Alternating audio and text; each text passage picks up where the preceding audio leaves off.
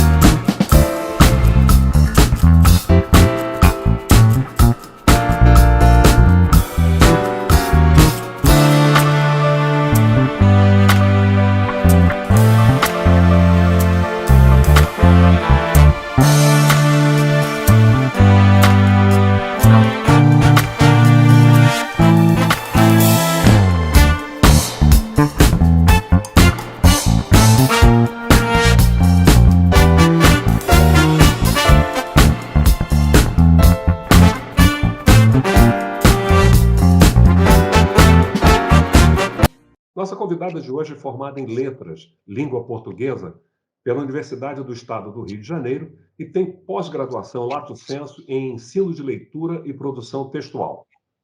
Laureada com o Prêmio Condedini 2019, na categoria de Professor Orientador e membro da Rede de Professores Antirracista, é professora regente da Secretaria Municipal de Educação na Escola Embaixador Barros Hurtado, no bairro de Cordovil, que tem como projeto ser um modelo de combate ao racismo na área da educação. Vamos conversar com a educadora e militante Mônica Aniceto Barros.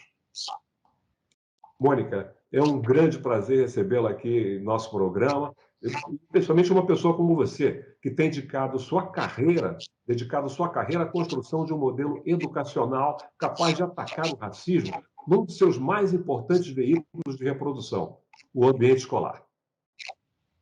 Muito obrigada. É uma honra estar aqui. Muito obrigada mesmo pelo convite. E essa tem sido tudo o que eu acredito desde que eu entrei na educação pública, né? Faz 10 anos que eu estou na educação pública, e desde que eu cheguei, esse tem sido meu objetivo, tudo que eu acredito. Mônica, você fez graduação em Letras, Língua Portuguesa. O que despertou seu interesse pelo idioma nessa perspectiva acadêmica? Professor. Eu fui aluna da FATEC. Aliás, a FATEC é outra marca que tem, que eu só entrei na FATEC porque eu não entendi que a coordenadora estava sendo racista. Eu estudava numa escola pública, e aí a coordenadora chegou e falou: olha, vem você, na hora da merenda, vocês vão lá na secretaria que eu quero falar com vocês. E eu andava com essas meninas que eram brancas, escola pública. E ela chamou 7 meninas. Perdão, Mônica, onde? Que bairro? Que bairro a escola? O bairro Jardim América. Jardim América. E aí, como eu andava com as meninas falaram: a gente tem que ir lá na secretaria. E eu fui. Eu falei: posso ir? Aí elas: pode. E eu fui. E, na verdade, a coordenadora só queria avisar que abriu o curso para a FATEC, que é a escola técnica. E aí eu falei: eu posso fazer também? Aí ela me olhou com uma carinha de pena, que hoje eu entendo que era pena, fez assim: pode. E eu fiz a inscrição, não tinha internet ainda. Eu passei em 17º lugar. Quantas vagas? Acho que era 50. E dessas 7 meninas, só passaram 3, e quase assim, bem lá embaixo. E a minha pergunta foi: por que ela não falou com todo mundo? Era só uma informação. Era para ter falado com outras pessoas. E aí, na FATEC, eu tive uma professora chamada Jacirema, E ela entrava em sala de aula cantando Cartola. Eu gosto de Cartola por causa da professora Jacirema, porque todas as aulas dela, ela entrava cantando uma música de Cartola diferente. E aí ela olhou, teve um dia que ela olhou para mim, esse dia eu lembro, e falou assim: se você estudar, você muda a vida da sua família.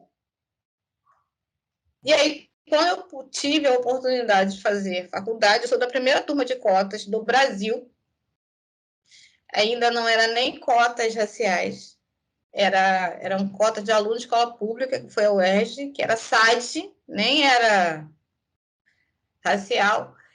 E aí eu me inscrevi para fazer o vestibular. E aí, lógico, letras. Lógico, por quê? Por quê? Explica pra gente essa lógica. Lógico, porque eu queria ser Jacirema. Eu achava que eu poderia ser a Jacirema. E aí, por essas mágicas do mundo, eu dou aula na turma eu dou aula na escola que a Jacirema deu aula. Perfeito. Agora, e Mônica, e o ambiente familiar? Como é que contribuiu para isso? Então, quando eu fui fazer a UERJ, eu já estava casada com 3 filhos. Mas né? Mãe estudando. pois é. E aí eu fiz todo o caminho que o universitário pobre faz. Fui fazer pré-vestibular social e estudei muito em casa sozinha. Meu marido pegava minhas filhas e saía com as crianças para eu poder estudar. E eu tive uma rede de apoio familiar, porque eu fui a primeira pessoa da família a ter nível superior. Então, era quase um sonho impossível. E quando aquilo se tornou possibilidade, eu tive a felicidade de ter uma família que vamos dar um jeito, né? E eu ficava pensando, gente, como é que eu vou... Eu moro em Vigário Geral. Não moro na comunidade, mas no bairro. Como é que eu vou para o Maracanã todo dia? E aí a família falou, não, a gente dá um jeito. Não, a gente dá... Engraçado que os vizinhos, eu tinha uma vizinha, que a minha vizinha falou, não, a gente vai dar. Porque não era uma conquista só minha. Parecia que era uma conquista de todo mundo que estava ali à minha volta. Uma conquista coletiva. Era uma conquista coletiva. Então, assim, eu tive rede, já passei sufoco.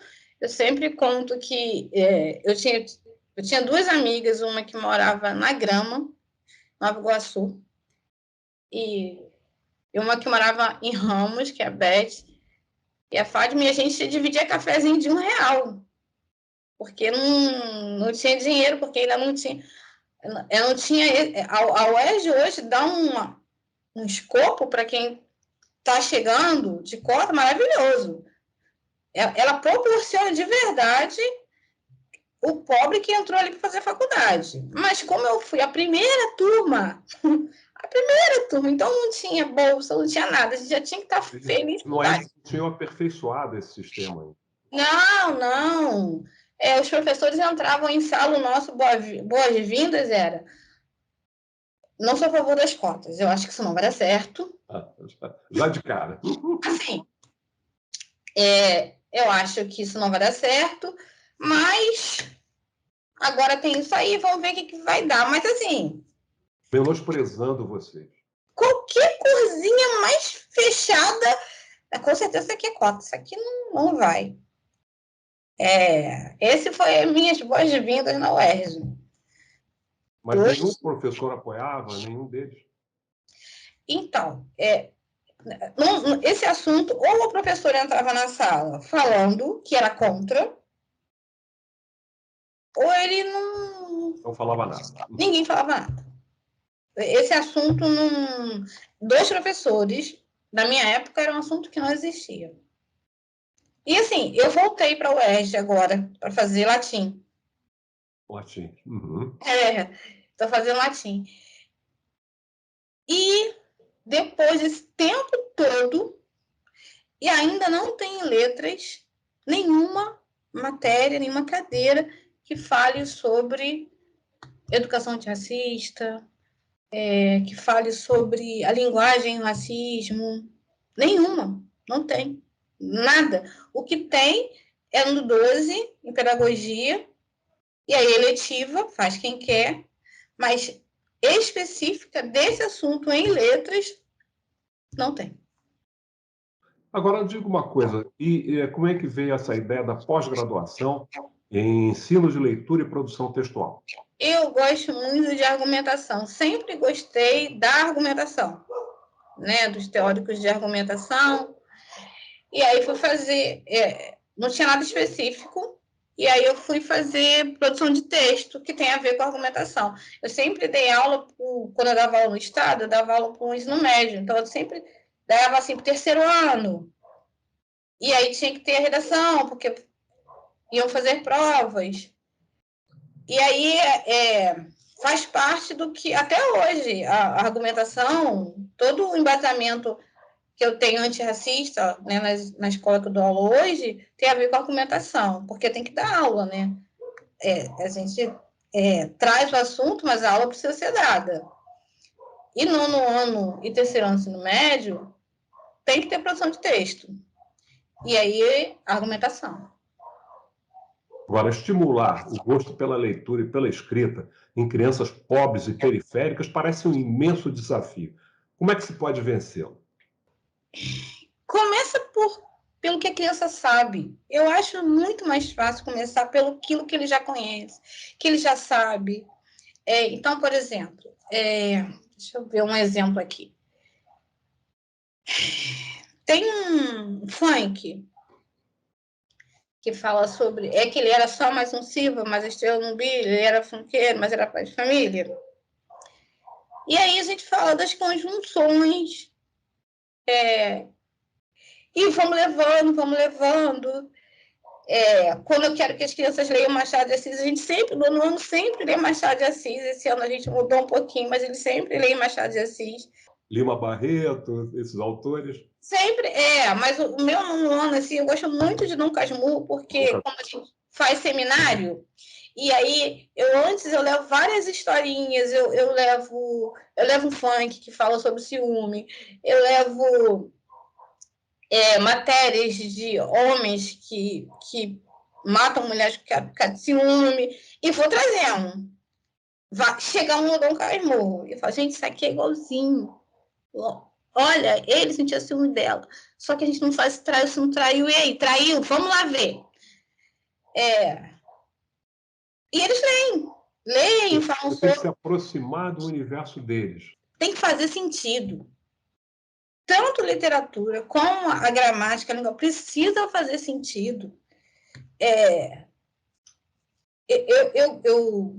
Eu gosto da gramática porque eu acho importante. Porque para concurso, para a gente que é pobre, concurso ajuda muito. Então,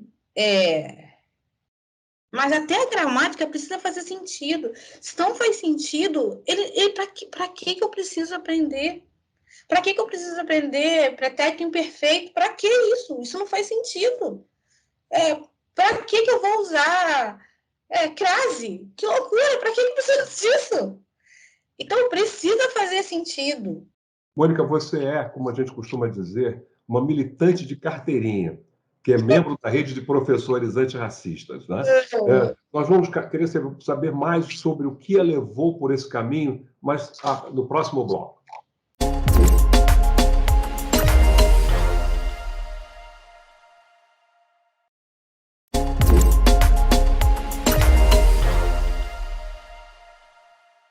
Iniciando o segundo bloco, nós queríamos saber exatamente o caminho que levou você a se tornar, como eu disse anteriormente, uma militante de carteirinha. Tem lá a carteira da rede de professores antirracistas. Fala para a gente.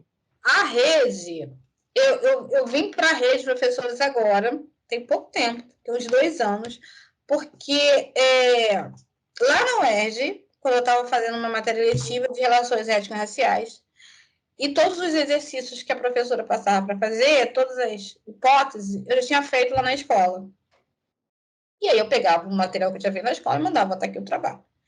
E ela falou, olha, tem uma rede de professores antirracistas, eu acho que você devia conhecer. E aí eu fui conhecer a rede. A professora era negra? Sim, sim.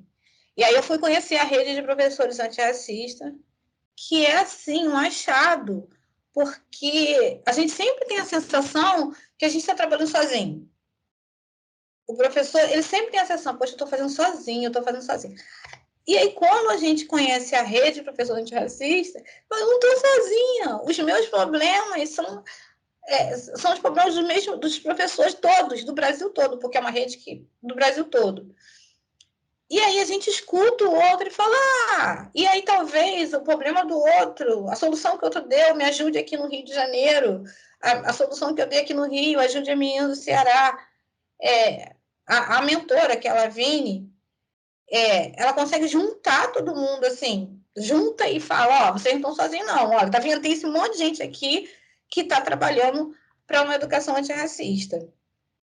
Eu já fazia antes os trabalhos, o que a rede fez, o que a rede faz, é te dar embasamento teórico, porque nem sempre, a gente precisa de embasamento teórico, até para trabalhar o racismo. Então, por exemplo, falar de intolerância religiosa, e se alguém vai reclamar, não na minha escola, quero deixar isso claro, eu estou num espaço privilegiado em que toda a direção, a gestão, os professores entenderam.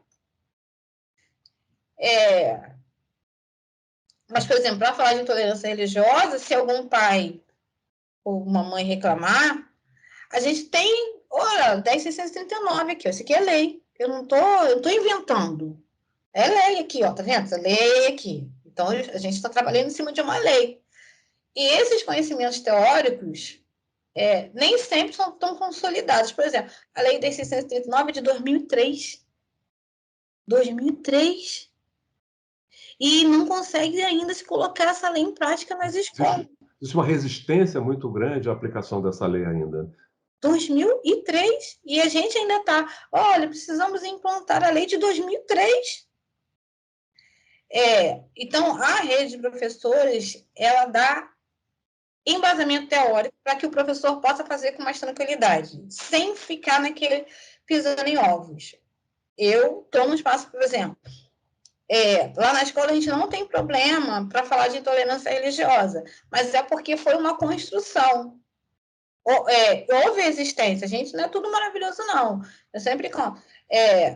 Um aluno meu chegou num evento de um padre que falou que se botasse frango, né, na porta dele, ele comia.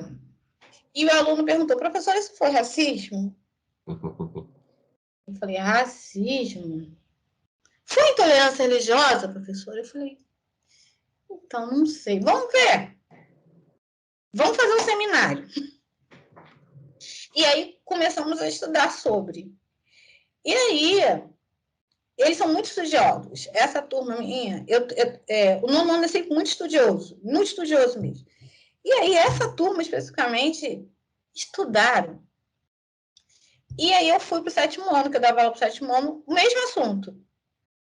O mesmo conteúdo. Estudo, vamos ver quem é.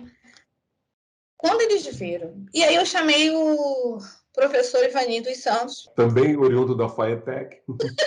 Chamei o professor para ir à escola, né? Falar sobre. O 7º ano não queria descer quando viu a figura do Ivani dos Santos um dia antes. Não, 2 dias, 3 dias antes. Eles falaram que não iam descer. E eu fiquei apavorada, porque eu falei, ué, isso que é isso? Não, professor, ele é macumbeiro, não vou não. Vamos descer não. Eu falei, gente, e agora? Isso tá errado. E aí, a professora, no dia seguinte, fomos eu e a outra professora, que é de religião matriz africana, que é do candomblé, eu acho, nós fomos à sala conversar com o 7º ano. E não obrigamos ninguém a descer. Quer descer, décimo, quer mais, conversamos. No dia, eles desceram porque viram que era famoso, que eles já tinham estudado, já tinham visto matéria no jornal e desceram. Foi ótimo, foi ótimo. Ele se comunica bem, né? Tem Sim, firmeza no conteúdo. Foi ótimo, tiraram fotos. Eu falei, ué, vocês querem tirar foto? Mesmo? Professora. E eu não tive problema nenhum. Mas eu não tive problema nenhum porque eu tenho uma escola que me dá suporte por trás. Eu tenho toda uma escola que vamos junto, caminha junto. Mas até nesse processo de rejeição do primeiro ano das crianças, eu fui me embasar, porque eu falei, se algum pai falar alguma coisa, eu estou embasada. Estou embasada em lei. Então, o assista de carteirinha é porque eu preciso de embasamento teórico prático. Não só a teoria, eu preciso da prática. Então, a rede de professores, eles não dão prática. Agora, nos últimos anos, como eu disse no início, o racismo tem se tornado um tema fortemente presente no debate público, diferentemente do que ocorria no passado. A que você atribui essa mudança? Eu acho que tem tanta caminhada, então, porque eu posso dizer que eu sou fruto do Dom Filó, eu sou fruto do Senhor, né, do movimento negro. O movimento negro, há muito tempo, briga por algumas coisas. E eu acho que esse crescimento, essa visibilidade, é resultado desse movimento de tanto tempo que começou, sei lá, quando teve a primeira lei que disse que não era para trazer mais escravos e se traziam escravos. Então, é o movimento negro, né? Quem veio bem antes da gente, e eu acho que agora está frutificando, embora eu tenha minhas restrições, que eu acho que, que pode ser moda, né? Pode ser uma moda. Eu ouvi o Boaventura Souza Santos, e ele fala uma coisa que sempre me assusta. Ele fala uma coisa que sempre eu lembro, que ele fala que quem está no poder, ele até finge que está te dando, que está te apoiando, mas na verdade é para ele se manter no poder. Fico feliz que a gente apareça, que eu tenha voz para falar, que tem, essa é sempre a minha bandeira, dar voz para os alunos, é isso que eu quero, por isso que eu trabalho no seminário, por isso que eu trabalho com debate, que eu quero dar voz para os alunos negros, eu quero que eles falem, porque eles não falam, né? Eles não falam, a sala de aula não é um lugar que se pode falar, que o aluno pode falar. Então, eu acho que é isso mesmo, que quem veio antes da gente agora está podendo ver talvez 10% do seu trabalho, que eu acho que ainda tem muita coisa para fazer ainda. Um dos aspectos com que você mostra se preocupar é a questão da autoestima, né, dos negros.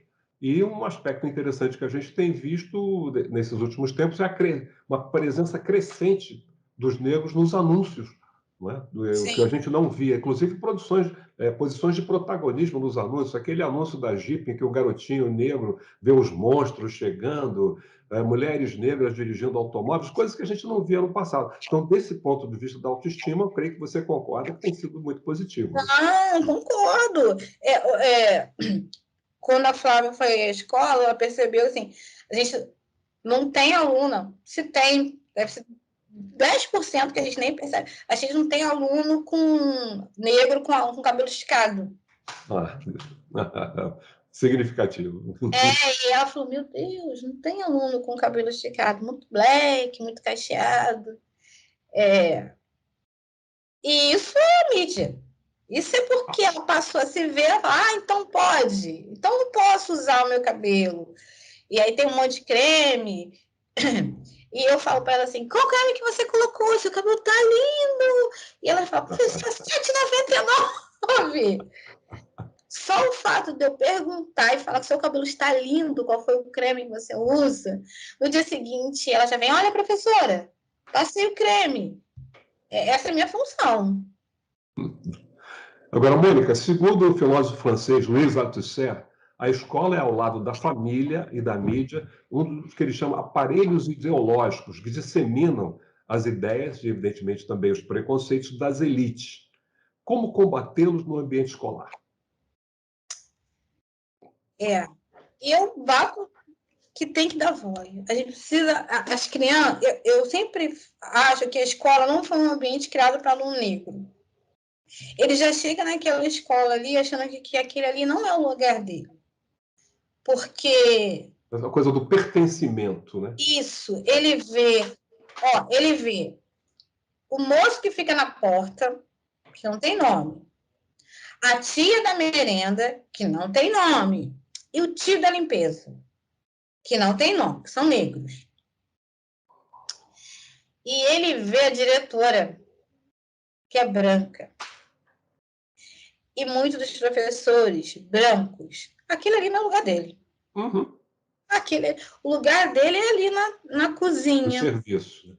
Aquele ali é o lugar dele. Aquele espaço ali não foi pensado nele.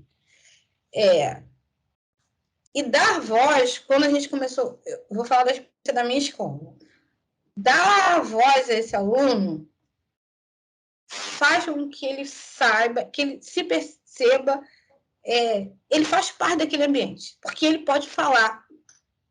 Quando ele pode falar, o Gustavo Bernardo, que é um professor da UERJ, ele fala que quem cala não consente. Ou quem cala está se guardando ou submeteu. E lá no meio ele fala assim, mas existem muitas variações barulhentas nesse silêncio. Esse silêncio desse aluno que não pode falar, provavelmente é o preto, né? Até na linguagem a gente fala assim, que o branco, muito inteligente, e o pretinho é muito esforçado. Muito esforçado. Não, ele é inteligente. Essas variações, no silêncio, elas viram briga. Então, é deixar o aluno falar. Dar voz a esse aluno. E como você tem feito, estimulá-los também, não é? A se posicionar, a se colocar diante dos temas dessa sociedade tão complexa, né, como é a nossa. Infelizmente, Mônica, nós estamos chegando ao fim do programa, mas eu quero te agradecer muito por haver compartilhado essas ideias, as suas reflexões, essas suas experiências no campo da educação, e particularmente de uma perspectiva da necessidade exatamente de fazer um letramento racial, né, com os alunos, para que eles aprendam a se colocar diante dessa sociedade, para que eles aumentem a sua autoestima, para que eles se sintam realmente iguais diante dos outros. Muito obrigado, Mônica. Foi um grande prazer conversar com você. Muito obrigada, eu que agradeço.